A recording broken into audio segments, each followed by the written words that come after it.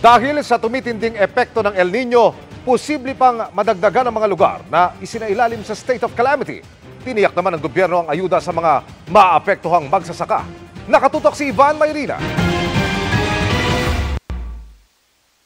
Sa Ilocos Norte na probinsya ng Pangulo, matindi rin ang epekto ng tagtuyot.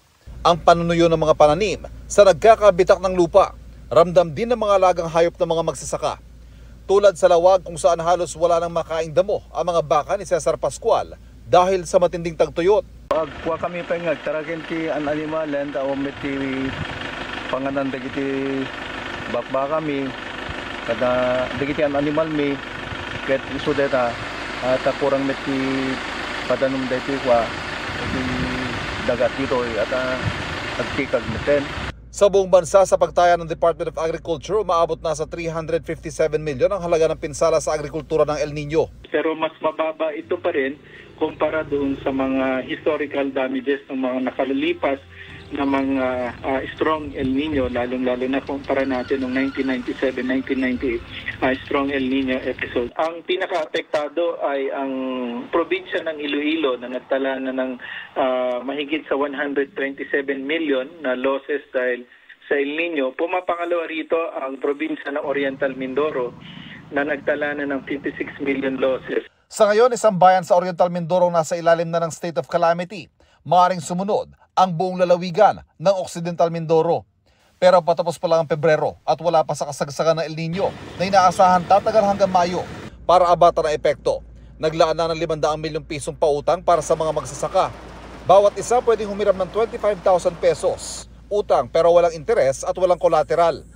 Hiwalay pang 1.8 billion pesos sa laan ng Philippine Crop Insurance Corporation para sa mga nasiraan ng pananim dahil sa El Nino.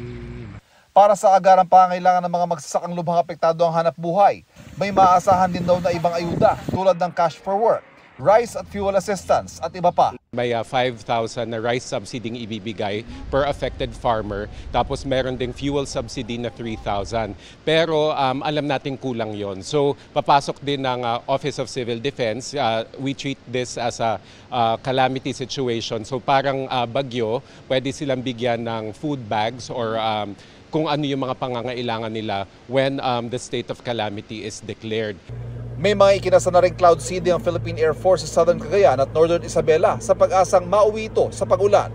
Yung ating cloud seeding operations, ito yung ating parang pinakahuling options. Bukod sa mahal ito, ay kailangan masigurado natin na merong mga seedable clouds at merong advisory galing sa pag-asa na yung degree ng success natin ay mataas. Nagpapatuloy naman ang investigasyon ng DA sa umano'y maanumalyang pagbebenta ng NFA sa mga stock nilang bigas at pananagutin daw ang mga mapapatunayang sangkot sa anumang irregularidad. Para sa GMA Integrated News, Ivan Mayrina, nakatutok, 24 oras.